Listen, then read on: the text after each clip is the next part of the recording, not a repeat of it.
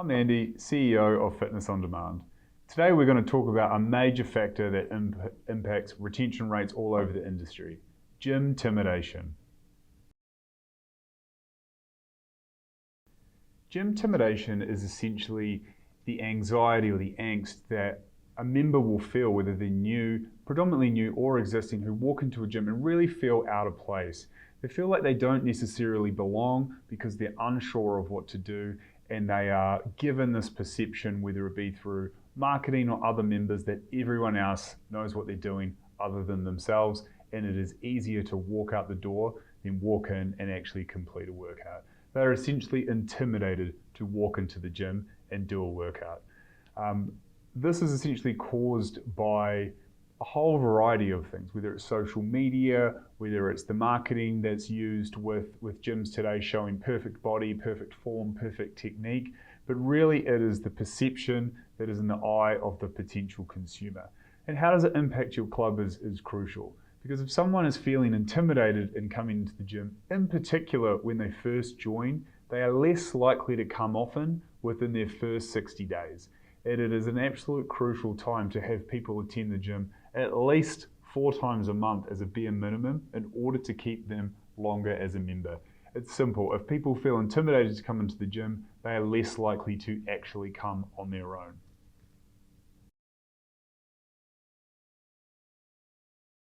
We build member confidence. Now, there are an absolute ton of different ways to do this, but today we're going to focus on 3 key things. The first one is creating a strong onboarding process, then fostering a welcoming and supportive culture, and then ultimately one of the most important pieces, making sure we give members the tools they need to be able to practice, experience, and grow within your gym before they're able to step outside of their comfort zone. Know now that about 80% of gym members don't want to stop using digital fitness. They want to continue to use that as part of their workout plan post-pandemic. With that convenience comes flexibility. And we've known for a long time that members are going to want to work out at home. And we've seen as high as 84% of them want to do that in addition to going into the gym. So those aren't going to change. Convenience and flexibility are going to be top of mind. But as my one of my favorites in college football, Lee Corso says, not so fast, my friend. Connection is still a huge part of what members are looking for. So while they want those 2 things, they still rate being connected, the social aspect of things, as being the primary driver that they come into your facility. And that's not going to go away.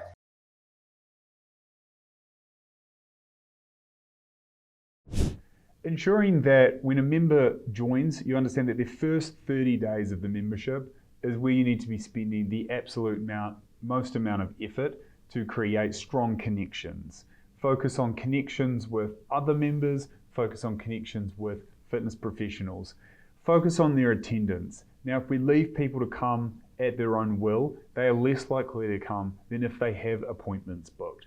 So you can get the connection goal very simply by making times to see personal trainers, but not just one session. Book in the first 4 over their first 4 weeks. Book them in for group fitness classes, technique sessions, any sort of amenity that you have within your gym that you can get them to lock in and commit a time from day one gives you a greater chance of success for getting them to come to the gym for that magical 4 times a month. In particular, in the first 30 days, you want them to come at least 6 to 8 times. And then one of the most important pieces about the onboarding process is ensure that they see and feel progress. This can be through progress strength testing, progress photos, maybe just a feeling, a scale out of 10, but something from the start that needs to be measured after the first 30 days in a way that they are likely to see improvement. If they see and feel progress, they are more likely to continue.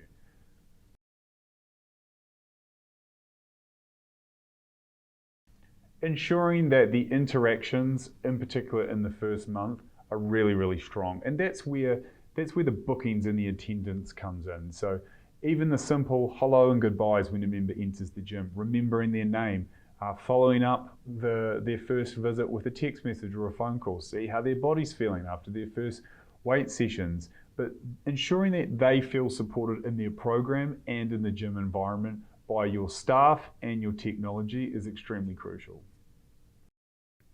Here's our good friend Dr. Steve Boring, the fitness director at the famous Rochester Athletic Club, to tell you a little bit more about how to create a supportive welcoming. So you end up with this really bright, vibrant space, and you see 2 or 3 people initially in there that came in as a group, and you're like, you know what, I'm going to go in and join. You've now added that social aspect, and that social aspect is one of the biggest pieces of how to personalize a club experience. I always say if I have one friend in the gym, I'm less likely to quit that gym. If I know that they're there, that helps me because I've got a person there. I've got somebody in my space. And our third point today is the point we're going to talk the most about, and that is the all-important giving members the tools that they need to be able to feel comfortable and to be able to ensure that they are getting into a habit of coming to your gym, but most importantly, they are achieving a sense of progress. We're going to focus today on on-demand content and on-demand classes. They are extremely critical. They're robust and diverse and really suit all fitness personas across experience levels. But don't take it from me, take it from our good friend Stefan over at Snap Fitness UK, who operates multiple sites, and how he uses on-demand content. It just gives the member just a new perspective. It gives them a bit of autonomy. There's a lot of members that we see in Snap Fitness who are a bit shy and a bit intimidated and they're new and they want to do their own thing. So it gives them that possibility. All of a sudden you're in the room by yourself. You're in the zone. You have sort of a massive screen that you can look at, and you can just choose whatever workout you want to do, and then you get on with it. And then it helps as well members that, like I said, are a bit more shy to get into a routine that they can maybe work up to at some point, going into a class with a lot of people. Giving your members a really simple way to be able to try out classes on their own terms at their own time is a really great way to relieve gymtimidation. Once they try the class, build up a little bit of confidence, whether it be at home or in the gym on their own, they're more likely to try some of the more group live instructor classes that your club may offer, and it will really help to build up their confidence. We see this work really well over in the Montana Athletic Club, and here's Doug to explain how. Many people are a bit nervous about how to walk into a class. Les Mills classes can be intimidating for people that are unconditioned or older. They just get intimidated. But to be able to say, put that up on their computer or on their app, and they can look and they can see how the moves work, I think that's a huge benefit for them. They have the opportunity to go out and watch the videos and practice before they even get to class. I think that takes a lot of the intimidation out of it. One of the real core benefits of an on-demand class schedule and tool within your fitness facility is it does in fact increase your live class participation. In fact, just over 1 in 3 people who currently attend a live class have done so by participating in a digital on-demand class first, which has really broken down the barriers of gymtimidation, built up their confidence, and been able to now proceed into a live class environment. And this is absolutely crucial to help achieve loyalty by gaining a sense of community and connection. Once they're in a live class, they're meeting fellow members, they're meeting fellow instructors, they're laughing in a positive way, and then they get that real sense of community. No one drives community better than our next showcase, which is JP over in Snap Fitness in the UK, who recently shared his impact of on-demand classes within his fitness facility. Sometimes people may be a little bit apprehensive at a class environment, and it's that first step into building a community or experiencing a group exercise surrounding.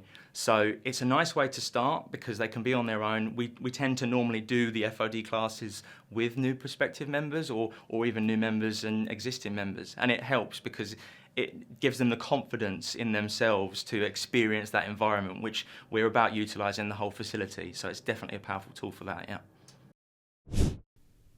In conclusion, team, gymtimidation is real. That's the facts. No gym operator is out there trying to make their gym more intimidating. It's just something that naturally happens as we move through the membership sales cycle. It's just part of it. But by spending a little bit of time becoming aware on how your gym may possibly be sending a gym-timidation vibe out to your members, in particular your new members, is really, really crucial. Like I said, ensure that first 30 days, people are feeling that sense of progress. You're setting yourself up for success to get attendance at least 4 times through bookings and connections, but ultimately using the right tools. And we talked a lot today, and we've seen through a lot of our videos, the success that comes with on-demand classes and on-demand content, and how members practicing and doing it on their own time boost their confidence to be able to then go do it with a group. We appreciate your time. Make sure you get in touch with us with any of your fitness operations concerns, and would love to talk to you about fitness on demand.